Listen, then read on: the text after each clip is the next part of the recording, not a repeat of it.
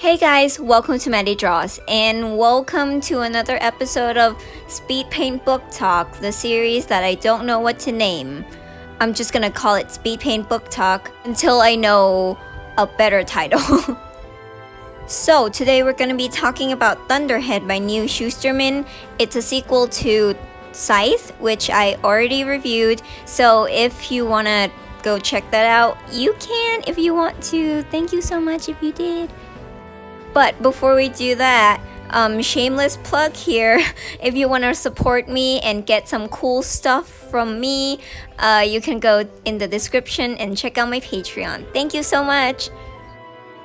And also, before I get into my thoughts and all the details about it, since this is a sequel to another book, it's gonna be filled with spoilers. So if you haven't read Scythe, you should go right now.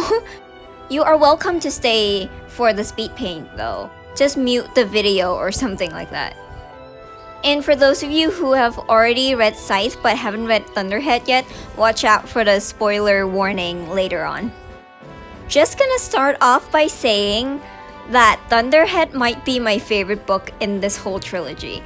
I don't know why, there's some parts that are dragging, just like in the Toll. I just finished the Toll like a couple of hours ago and I have some thoughts. But this is Thunderhead, so I'm not gonna spoil anything from the Toll.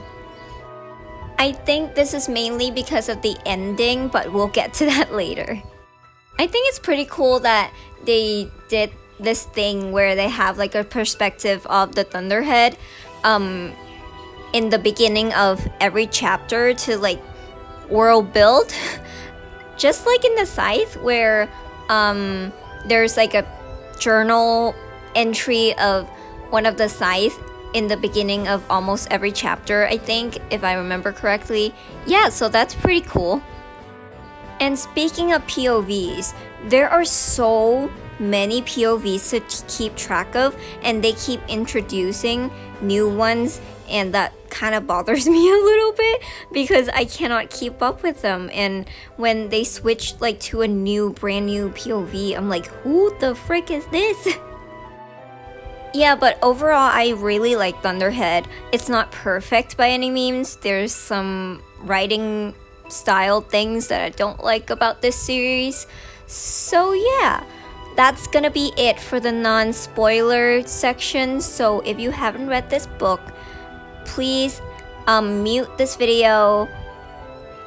Goodbye non-spoilerly people. Bye. So throughout my notes, I attempted to be coherent when I finished this book, but I failed to do so. So that goes to show my chaotic energy and the chaotic energy of this book mixing does not go well. So I'm just gonna go off what I wrote in my notes. So let's start with my girl, Scythe Marie Curie. Can we just ignore what happened at the end? Can we just ignore that rule where you can't bring Scythes back if they self-gleaned? Like, they can't be revived and stuff? Yeah, just do a little yeet out the window. That would be great. I can't live without her, okay? Please. Okay, all joking aside, I don't really want them to bring her back because that feels kind of cheap, you know? It feels like there's no consequences, like in, I don't know, A Court of Wings and Ruined. I'm sorry if I spoiled that book for you, but like, it's pretty obvious that Sarah J. Maas cannot write a non-happy ending. Anyway, this is not about that. Okay, let's talk about Anastasia next. I love her so much. Like, she have all my respect. Like, she gave gleaning notices before she gleans people. What a bean. And when the High Blade Council people, whatever, sided with her with the freaking Goddard case, this stupid face, I was screaming. Best day of my life. And Grayson, I do not care about him at all. I don't know. He kind of annoys me a little bit.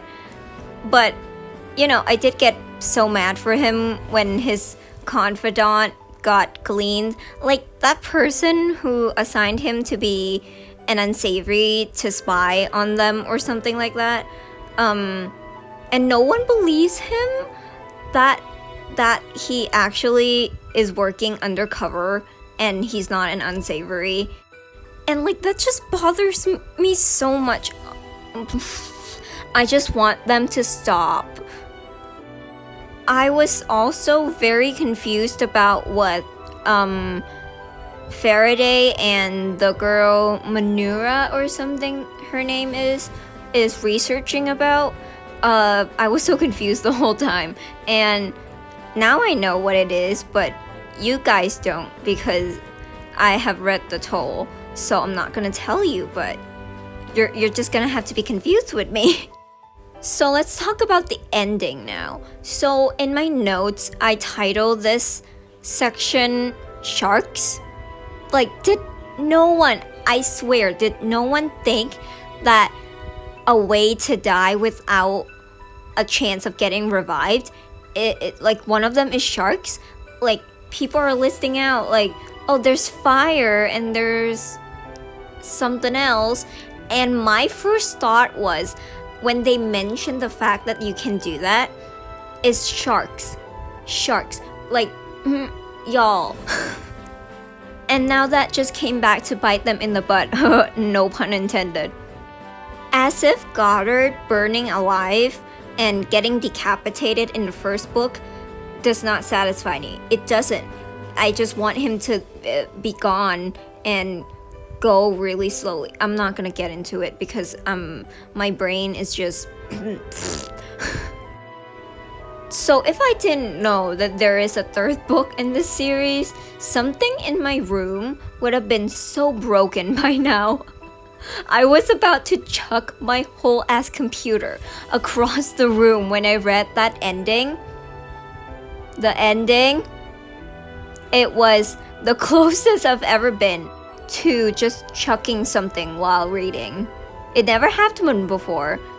Even when I read the end of Laura Shadows by Cassandra Clare, I didn't do it.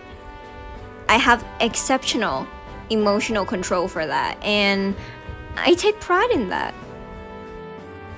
Also, the thing with the atonist at the end, again, I am choking on my water.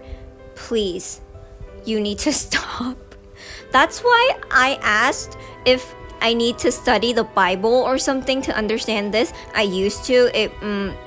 Not the most pleasant time, but like how Grayson is the messenger of God or something. I feel like there's a deeper meaning in that. There's a figure in the Bible who does that or something. I can't remember, man. Also, the year of the raptor and the year of the cobra. How cool is that? I want that, please. Anyway, let's end with the romance like last time. So, again, with this separation of Anastasia and Rowan thing, I know it makes sense for the story. I get that. Please do that. Be my guest. But don't make them a couple. Don't force them together. Can we just cut that part out? It didn't happen, right? It didn't happen. Nothing happened, right? Historians are gonna say they're really good friends when they found the vault, okay? Alrighty. So that's almost all my thought for Thunderhead. Some of them is connected to the Toll, so I will do that in the next video. I gave this book a 4.75 out of 5 stars. It's almost perfect, but I have some problems with it. Yeah, so thank you so much for watching. I hope you have enjoyed this video. If you did, please give a like, comment something, or subscribe to my channel if you want to. And yeah, I will see you later with my next video. So, smell you later. Goodbye.